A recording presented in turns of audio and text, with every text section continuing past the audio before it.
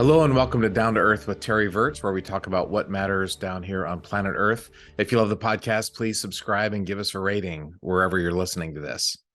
Today we have a very cool guest, Ryan Clancy.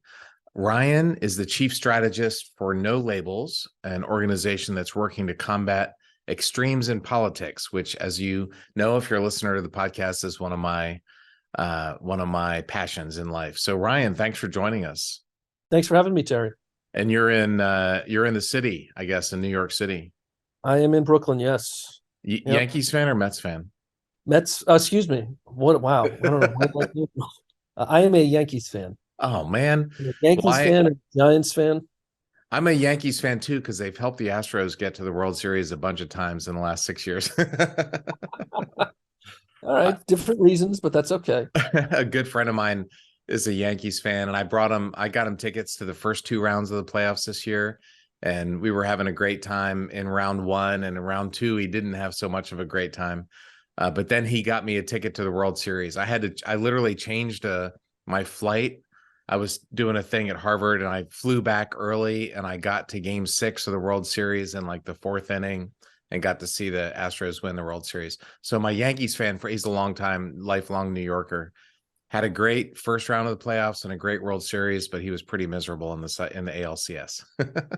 Well, I don't know what you were doing at Harvard, but your priorities are in order, because whatever was going on at Harvard was not as important as you being there. I literally got to see the last out of the World Series. It was incredible. It was, I'm a lifelong baseball fan, and we don't need to talk about baseball too much, but the reason I asked about the Yankees are the Yankees. They're the Yankees every year, but the Mets have gone crazy this year. Yeah, I was just reading this morning, the luxury tax they're going to pay next year. Just the tax is going to be like $100 million. The tax that they're paying is more than 10 teams' total salary. I think it's almost 500 million. It's insane what the Mets are playing. Well, there are some advantages to having Steve Cohen run your baseball team. He's a big fan, and the Astros have had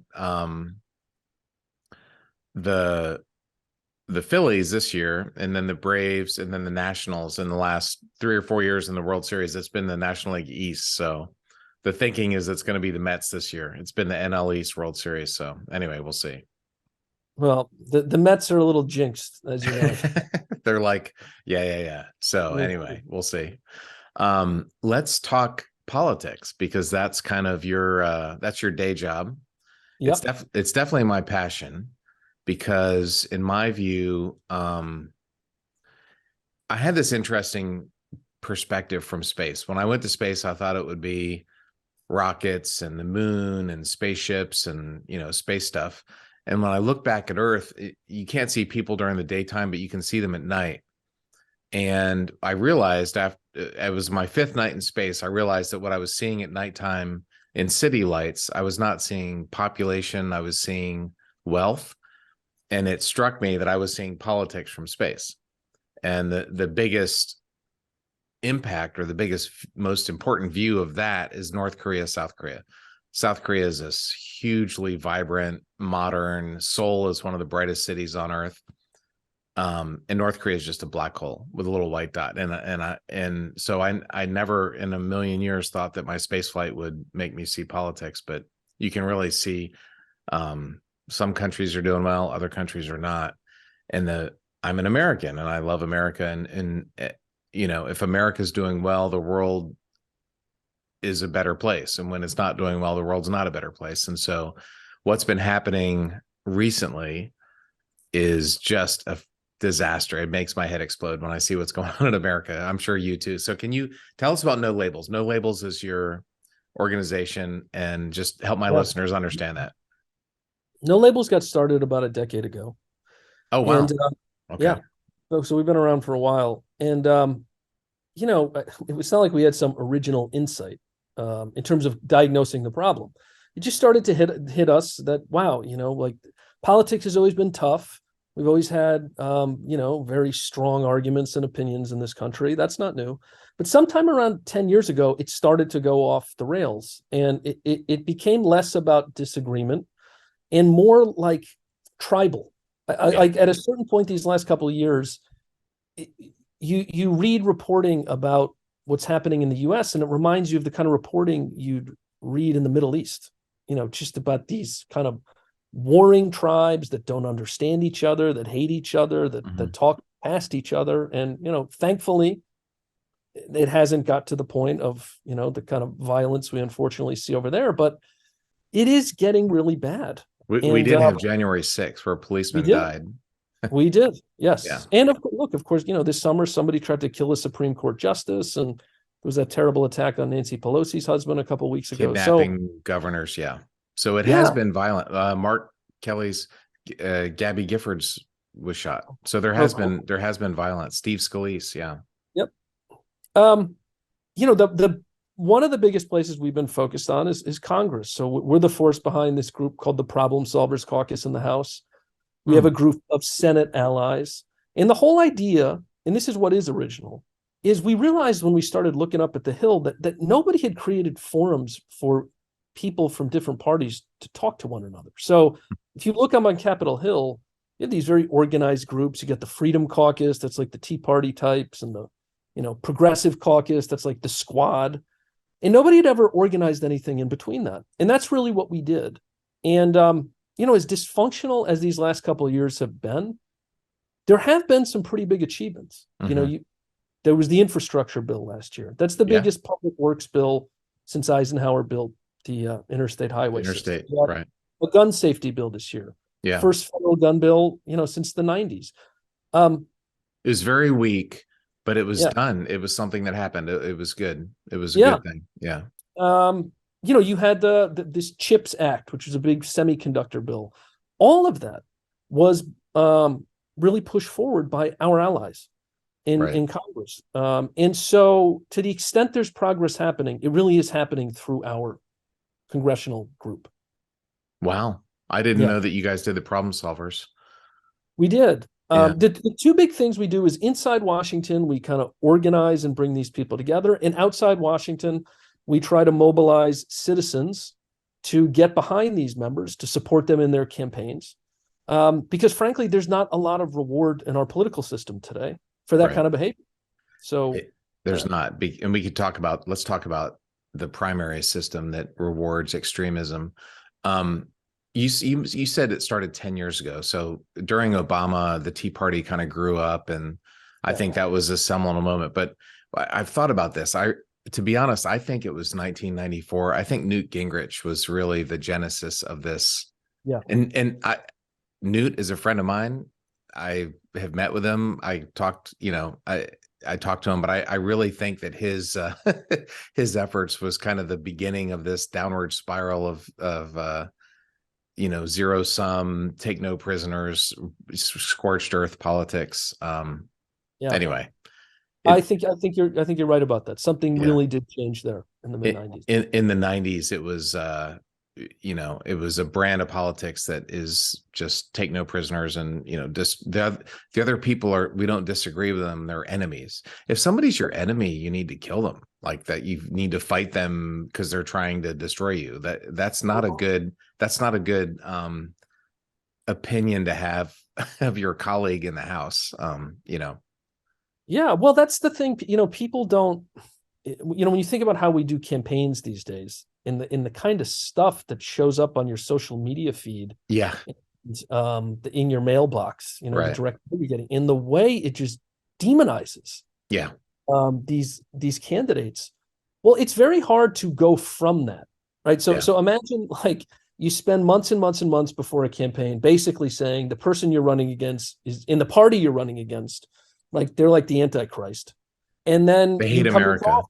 Yeah, they hate America. Yeah. They're racist. They're socialists. Like whatever it is, pick your attack line. And then when you get in there, how are you going to work with these people? You've already primed all your supporters to feel like these people on the other side they don't just think differently. They're my enemy. Right. And you can't then turn around and go work with the enemy. You defeat the enemy. It's bad. It's funny. I'm a big, one of my pet issues is gun violence. I've had my own family has been really close to a lot of the big shootings in Boulder and Santa Fe. I'm a big fan of let's have less than 40,000 gun deaths a year. But I'm also a gun owner. I mean, I was in the military. I got my marksman ribbon for, I like guns. I like shooting, but I just think we need to have some regulations for them. And that's just one area that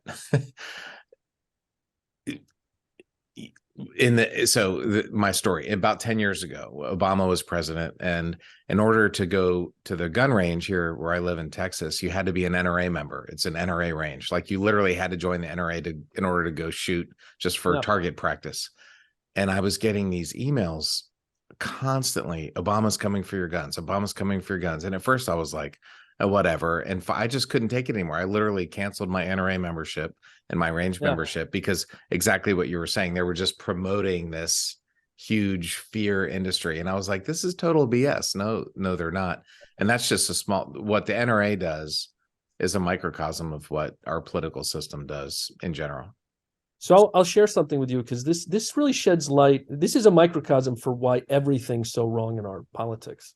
So if you look at the gun issue, and every poll you see, and I was just looking at one this week, do you support universal background checks? 80% of the public, including most Republicans, yes.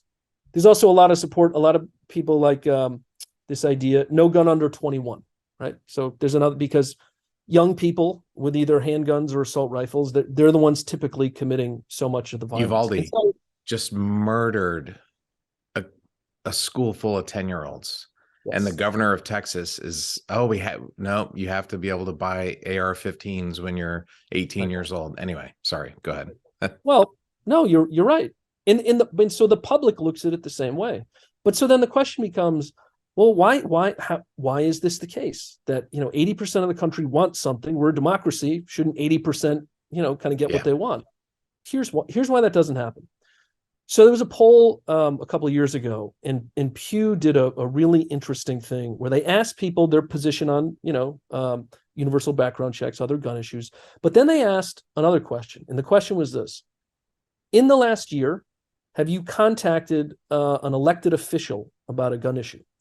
And what they found is that people who were really strong Second Amendment supporters, NRA members, right, were 3 times as likely to have contacted an elected official than everybody else. And that dynamic that you see on the gun issue is the dynamic that you see on everything else. So the people who are activists about guns, about immigration, about abortion, about climate, like you name it, they don't usually represent where the broad majority of the country is, but they really show up. They are on Twitter. They vote, they give money, they are at town halls. And they vote in primaries. They vote in primaries, particularly. That's what drives it. Yeah. Yeah. Yes. And so that's how you get this situation where most of the country is an extreme. Right. But the extremes are really way more engaged than everybody else. And so they have an influence that's much greater than their numbers.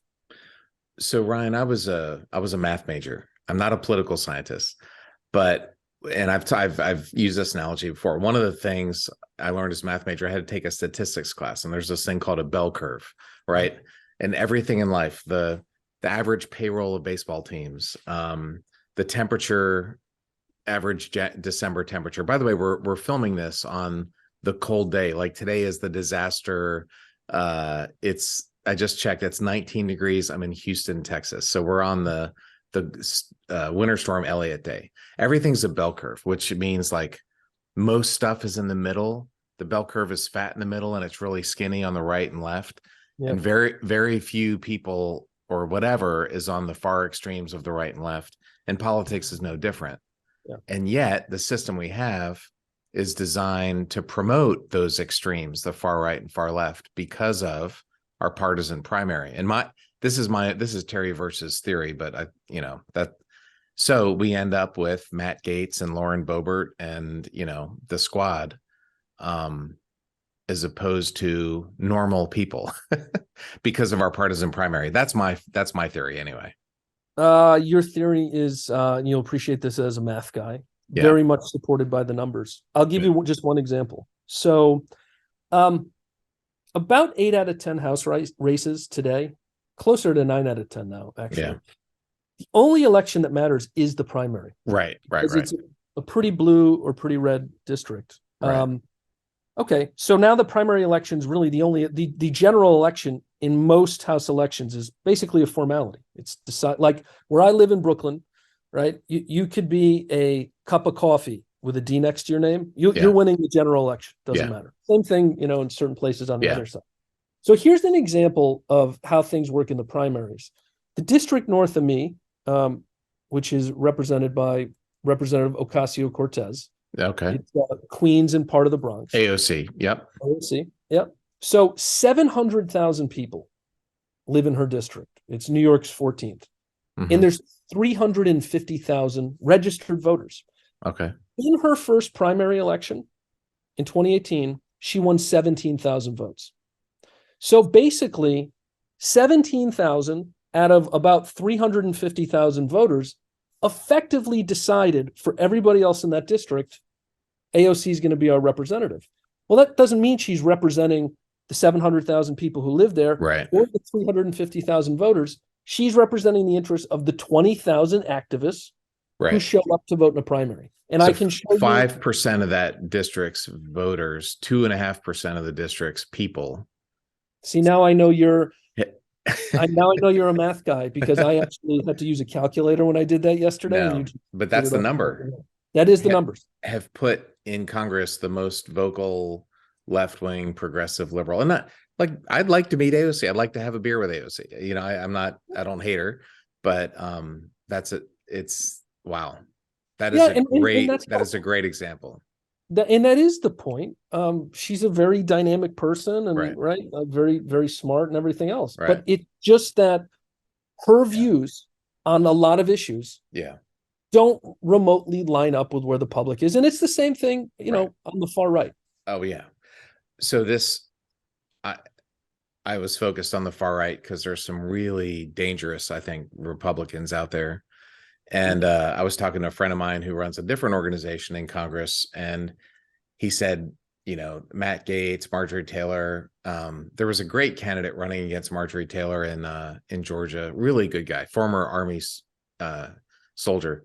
But he said Marjorie's going to win and Taylor Greene's going to win. He just can't win because of the thing.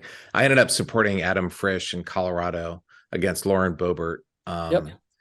And I went out there, I did events for him. I promoted him on social, and he just came really close, lost by 500 votes. And people really actively really don't like her, but she won because she's it was a solidly, hugely Republican district. And she was so disliked and so bad that it came within 500. But to your point, So what do you think about ranked choice voting and top five, that technique? I think the jury's still out a little bit on it. Because look, obviously the promise of ranked choice voting is that it's going to kind of encourage more moderation, because it could, and also nonpartisan primaries. That's a big component of that. But I think that the short answer is we don't yet know. So for example, if you look at Alaska, which tried ranked choice voting, Sarah Palin did not get in thanks to ranked choice voting. So there's some evidence there that delivered. On the other hand, if you look at San Francisco, for example, they implemented ranked choice voting several years ago, and they elected a district attorney, this guy named Chesa Boudin, under that system, who was considered so extreme. He really was like one of these prosecutors who doesn't really believe in prosecuting crime, unfortunately. He got recalled by his own voters. I mean, if San Francisco, the most liberal city in the country, is recalling you because they think you're too soft on crime, maybe you really are too soft on crime. So in that instance, the system didn't really deliver as promised. So I don't think San Francisco, what if it was in Kansas or in Illinois or in Florida or somewhere that's more normal and not super crazy extreme like San Francisco? Well, look, I think Alaska is an example where it probably did work. I think the key is, and this No Labels gets asked about different reforms like this, be it ranked choice or open primaries. And I think, look, the great thing about our democracy is we're a federal system. So there's a lot of experimentation that goes on at the local and state level. And as people try more of these things over time, we're going to see which ones deliver as promised and which ones not so much. But there's really no one reform Right. that is the magic, potion to fix what ails us. So, and there's a lot of people that will try to tell you that it's gerrymandering. We just need ranked choice, or we just need money out of politics, or whatever it is.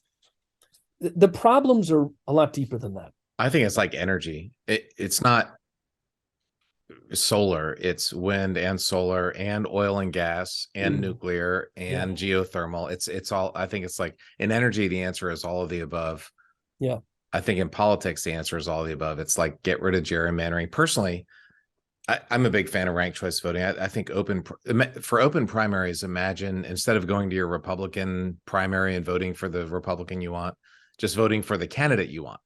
So the Democrats and Republicans would all be on the ballot, and you have to pick the one that you want. That would encourage candidates who are more moderate are going to get more votes than only the crazy Republican voters who go to the crazy Democrat voters that go to the primary. Yeah, you're right. In gerrymandering, I heard this year it was widely reported that this is the most fair congressional districts we've ever had, because like there's about the same number of safe Democrat seats as safe Republican seats, but I think that's misleading, because those safe Republican seats are going to elect crazy Republicans, and the safe Democrat seats are going to elect AOC. And so the numbers of R's and D's are roughly the same, but the quality of R's and D's have gone more to the extreme because of gerrymandering.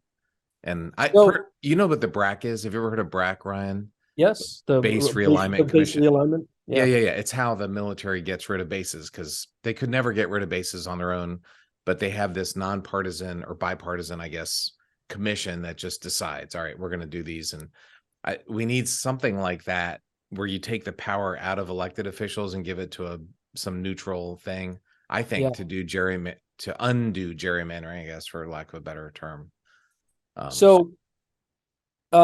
Here's one interesting thing that it's frustrating, because we were investigating the gerrymandering issue a lot a couple of years ago. And of course, it's so intuitive, right? We shouldn't have a system where politicians pick their voters, right? Like that's gerrymandering really is. State legislature. It all comes down to state legislatures. But here is the one thing that makes this tougher. So we were talking to a professor up at Syracuse who's really studied this. And he said, look, if you waved a magic wand across the United States today and all districts were drawn, in a nonpartisan manner, right, he said, around the margins, it actually would help with our polarization problem. He said, but the reason it wouldn't be a magic fix is because the biggest reason we have increasingly blue and red districts actually isn't gerrymandering. Statistically, it's not. The biggest reason is self-sorting. Yeah. It's this dynamic of more Republicans are deciding, I want to live in Republican places, and more Democrats saying, I want to live in Democratic places. So again, I think about, where I live here in Brooklyn, you draw the lines any way you want. There's always a Democrat coming out of here. People are voting with their feet. And I've got a lot of friends who are very liberal. I live in Trump land. I've got friends on both sides, and my liberal friends are aghast that I live in Texas, and they can't imagine living here in Texas. And my Republican friends are like, oh my God, you go to California? That's the worst place on earth. I'm like, yeah. Have you been to California? It's pretty nice, So I have friends on both sides, but that's a very interesting point, Ryan. It's not changing the borders are not going to make that much difference, because people are voting with their feet, which is pretty tragic if you think about it. Well, it is. And I think this gets back to, one of the kind of original insights in No Labels, which was true in Congress, but it's really true everywhere. This idea of relationships matter, and people knowing and respecting other people matters. And so it's very easy for us to fix for, the structural solution always.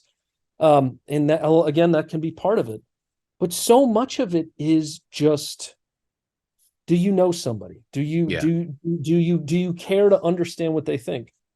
I'll give you just one example of what this means. given you're so passionate about the gun issue. After the horrific Parkland shooting several years ago, we sort of heard from some of our Problem Solvers Caucus members, they had a meeting about it. And one of the members, Democrat, got up right out of the gate, and she gave a very impassioned speech about, look, if a crisis and a tragedy like this does not spur us to act on gun control, it's never going to. We got to get this done. And after she got done speaking, one of the Republicans got up and he said, look, I hear what you're saying and agree with a lot of it, but I have one request. As we talk about this as a group, and if we come up with a position on this as a group, instead of calling it gun control, can we call it gun safety? Because gun control doesn't mean what you think it means where I'm from. It triggers, yes. It triggers people. And look, in the end, the Problem Solvers actually did lead the way on a fix. You know, it wasn't some magical fix. It fixed some holes in the background check system. It put some more money in for school safety. But the point was, that's an example of how we so often just talk past each other. And that if you don't take that moment to get to know somebody and get in a room, well, you'd never know that you lost out of the gate because you're not even speaking the same language as them. The gun control, let's go down a rabbit hole and let's come back to the bigger picture. But the problem with gun control is the Second Amendment and the Supreme Court's rulings on it. It's just impossible to gun safety. It's impossible for the government to do anything meaningful. We're going to have 40,000 people getting shot to death every year in America, and as long as we have the big picture system that we have. And that's a conversation that a lot of people are terrified to say out loud, but it's basically, all right, guys, the cost of living in America is 40,000 people get killed by guns because of this Second Amendment. Not the Second Amendment itself, but the way the Supreme Court has interpreted it. So No Labels has helped with the Problem Solvers Caucus. For those who don't know, it's a group of representatives, I guess, right? It's not Senate, it's the House. Yes, although we do have a group of House allies that we often work very closely with. Senate allies. In the Senate, In the Senate. And we also have connected them with the House members. So we actually host these meetings every month called our bicameral meetings, where we get Senate. You just had one, right? We just had one a couple of weeks ago. And they really talk about issues. And this is what the public doesn't see. So, for example, if you're just turning on the news right now about Congress, all you kind of see is, the Republicans are fighting among themselves and some rump group is trying to take down Kevin McCarthy and, all this kind of stuff, all the kind of personal drama and political stuff that dominates our conversation. One level down from that, there's our group meeting last week talking about what are we going to tee up that we can work on together early next year, because Republicans have the House, Democrats have the Senate. The implication of that is really simple. You're either going to have bipartisan solutions for the next 2 years, or you're going to have none. You're going to have CRs, continuing resolutions. Yeah. The House, the Republicans having the House is, obviously it's true, but they can't even elect a leader. So I don't, anyway, you're right. Hopefully they can come together, and there's so much I don't like about the what's happening at the border needs to be fixed. It makes my head explode. The Democrats could add 10% to their popularity if they would just fix the border, and they won't do it because they just handcuff themselves. But I think if they would, they've got, for as dysfunctional as things are, there's been an amazing amount of legislation that's been passed in the last year and a half or so. It's been, you mentioned some, So no label. So we talked about solutions, how to fix this problem. There are, gerrymandering is one, open primaries, ranked choice voting. But No Labels has a really interesting, unique, I haven't heard of anybody else that's trying to do what you're trying to do. Can you talk about that? Well, just in general, or yeah. Yeah, I mean, we tend to. There's so many groups out there that are as we've talked about, that there's some structural fix they're really pushing for. It's gerrymandering, it's ranked choice voting, it's get rid of the electoral college, whatever it is. We come at it from a bit of a different perspective. Is our kind of attitude is, look, over here, there's a lot of groups working on reforms, some of them good, some of them not so good. We'll see over time, which ones pay off and which one are worth giving attention to. In the meantime, we feel such a sense of urgency that the country's facing so much problems that somehow, some way, we have to find a way to get the leaders we have now, largely working within the system we have now, to find a way to work together. Meaning Republicans and Democrats. Meaning Republicans. Not a third party. No, yeah, we are not creating a third party. Yeah. Although one of the things we are doing as we look towards 24 is we are working to get ballot access all across the country. What does that mean? So what that means is creating a space on the ballot where it would say no labels. And then you could put a federal candidate, either a ticket for president, Senate members, or House members, or House candidates, Senate candidates. So the idea is we're really worried that we could get out 18 months and be faced with a really bad set of choices from the two major parties. That a vast majority of the country would look up and say, I can't do this. I do not want to vote for either of these alternatives. They're both, to me, acceptably divisive. And so what we're doing with this ballot access effort is creating the space that, if it's needed, we could actually run a candidate there for president. And would that be,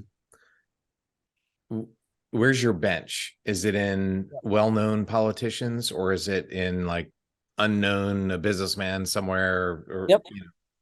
So this is a really key point. The whole process for selecting a candidate is something No Labels is still working together, and we haven't settled on anything. And so there's no single candidate, no group of candidates that we're thinking of as, here's somebody ultimately that we'd want to put on this line. What we're doing, and the best way to maybe give an analogy for what we're doing, is we are building a launching pad. It's possible a campaign might need to come on and build a rocket ship on top of that launch pad and take it to the White House, or they may not. And that's really what distinguishes our effort from others that came before us. If there's not an opening, if it looks like if we offered up our ballot line to a third option, that it was going to max out as a Ralph Nader spoiler kind of effort, nobody has any interest in being a part of that. So what we're doing is we're creating this infrastructure. We are working to get this ballot access. That's a key component of what we're doing. A second key component of what we're doing is we're really investing a lot behind grassroots organizing and getting people into our community of supporters who we know support this kind of politics. And then the third thing is, as we get into next year, we are going to start releasing some issue perspectives. So you're going to see from No Labels a view on the kind of immigration policy we think would resonate across the country, the kind of energy and climate policy. And this will be based really extensively on polling that we're doing right now. So anytime you see any policy from us, you can have a really high degree of confidence that this is an approach or a set of ideas that a big majority of the country, the public, likes. Yeah. Immigration is in a lot of ways the classic example. Because this is, and Terry, you're living this, right? What the public wants is so straightforward. They do not like illegal immigration, and they want our border reinforced. So, on the other hand, they like immigrants. I love immigrants. It's our competitive advantage. It's what I'm an immigrant. Everybody in America is an immigrant. Even Native Americans immigrated from Russia thousands of years ago. But no one was originally from here. Yes, I'll give you a stat for if people need any convincing on, well, why are immigrants, good for me in America? Half of the companies in the Fortune 500 were founded by an immigrant or their children. right? So That's amazing. they're twice as likely to start a business Yeah. as a native born American. And Yeah. so there's such a source of dynamism. But seeing millions of people come across illegally Correct. makes our head explode, and it Of needs to course. stop. Yeah. Yeah. Of course it does. And that's the thing is, I don't understand the reason we can't have the common sense proposal that you and I are talking about. This is a perfect example. The public wants a secure border and they want to maintain an openness to legal immigration. So that's what they Right. want. Here's why they can't have it. Because any Republican that signed on to an immigration deal that didn't deport everybody, right? Right. That provided any kind of path to legal status, Right. we're going to get accused of amnesty. And They're then going to they're lose going to, their partisan primary. yep. In the meantime, any Democrat that is for any kind of sensible border security, well, you're Is for a putting, racist. yeah, you're a racist and you want to put kids in cages, and Yeah. you're getting the primary too. Yeah. And that's how we end up in this constant state of, Yeah. we can't implement the common sense policy that's standing right in front of us. Ironically, a lot of Hispanic Americans are moving towards Republicans. They don't like illegal immigration either. I mean, a lot of them came here legally. It was painful. It was difficult. I've had a lot of my neighbor as an immigrant. A lot of, yeah. Anyway, and it's such a powerful emotional issue for Americans. And Democrats are just are dumb. They could be crushing politically if they would handle this issue, and they won't. And Republicans are taking people and shipping them to Martha's Vineyard as human trafficking. Like the solution that you mentioned is what we need to have. Yeah. It is. Absolutely. Yeah. So if it's Trump Biden in 2024, many people would say we need an alternative. That I don't want to get into specific hypotheticals, but well, I'm sort of a journalist on this side. Maybe I should give you some hypotheticals. But if it's Larry Hogan or Jeb Bush against Joe Manchin or Mark Kelly or some moderate Democrat, then maybe no labels wouldn't be required. Well, yeah, in that circumstance, there's probably not an opening. Yeah. Right. And so that's the thing is ultimately, and there's no single poll you can look at, but ultimately our North Star for this will really be the public and their desire for an alternative. And I think we've obviously done a lot. But Ryan, let me just say that I'm going to push back on you, even though I'm a no labels supporter, but I'm going to play devil's advocate. You can't have a third party. Only Republicans and Democrats can win. Yeah. Well, so here's two key things about that.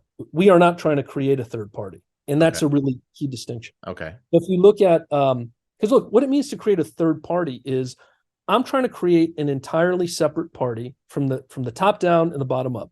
I'm running people for city council and state legislature, and that, in fact, so that's what Forward, the party started over the summer by Andrew Yang, is right. The Forward Party. We are not trying to do that. Mm-hmm. We are not trying to blow up the two-party system. In fact, the way in which we've conceived of this, if the moment ever came to actually run a ticket, would be to have a Democrat and a Republican on that ticket. And so it is not about creating a third party. It's about if we find ourselves in this, frankly, unprecedented situation where a vast majority of the country just can't get there. They don't want to vote for either of the major party nominees. Right.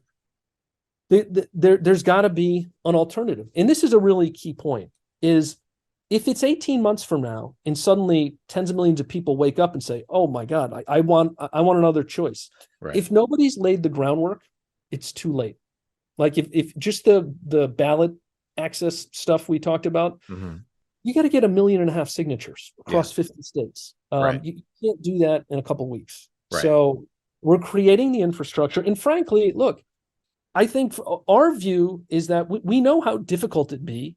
Look, even to win as one of the major party nominees, it's a long shot.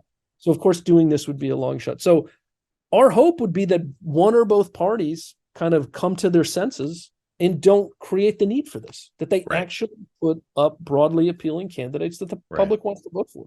Right. Amen. I wish that would happen, but seeing what's happened in the last 5 years or so, with the Republican Party has been so kind of devastating for me. I stuffed envelopes for Ronald Reagan in high school. I'm a pretty fairly conservative guy about most things, but to see the lack of moral character, people supporting wrong and evil, I don't know that the Republican Party is savable. Like there's a lot of like profound. They're willing. You listen to a guy like Lindsey Graham, who he says it outright. He's like, yeah, he hates Trump, but he's going to support Trump because that's how he stays in power.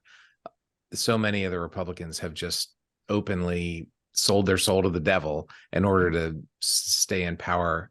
So I don't know that is something that's salvageable. Maybe it is. Any of the brave Republicans that stood up to the evil that is Donald Trump got lost their primaries. So I don't know that party is salvageable, to be honest. That's my own personal view. I know you're trying to work within the Republican and Democrat because it's hard. There's so many billions of dollars too, right? I mean, it's to try and have a third party is quixotic, right? It's charging windmills in some ways. Yeah. Well, but again, and that's why we're not trying to create the third party. Because that is this is a one time, one ticket if it's needed. Right. It's almost like think of it as one like time, one ticket. Yeah. It's almost think of it like as an insurance policy. And you know what? Look, when you take out life insurance, you hope you don't have to call in the policy. Right. But you're kind of happy you had it. That's a great analogy. I like, and you're only going to use it once. That's right. It's not a multiple. Yeah. Well, Ryan, thank you so much. It's what No Labels is doing, I think, is great. I'll to be full disclosure, I support No Labels. I think what you're doing is really important. I think politics is really important. I'd rather talk about the missions to the moon and Mars, and I do talk about that stuff. But unless you get your politics right, that stuff doesn't matter. You end up with like Ukraine. And here we are on this freezing day. I'll just say this. Go turn your heater off and your electricity off, and you'll know what the Ukrainian people are dealing with because of the evil that is Russia. So we need to make sure we get our politics right so we don't end up in a mess like what's happening there and other places. Absolutely. Yeah. Absolutely, Terry. All right. Well, thanks for what you're doing, Ryan. I know it's super important. You guys have had lots of successes in the Problem Solvers Caucus and other things, and hopefully that'll continue. We hope so too. Thank you so much for having me, Terry. Sure. And if you love the podcast, again, Down to Earth with Terry Wirtz, please subscribe and give us a rating. We'll see you guys next week.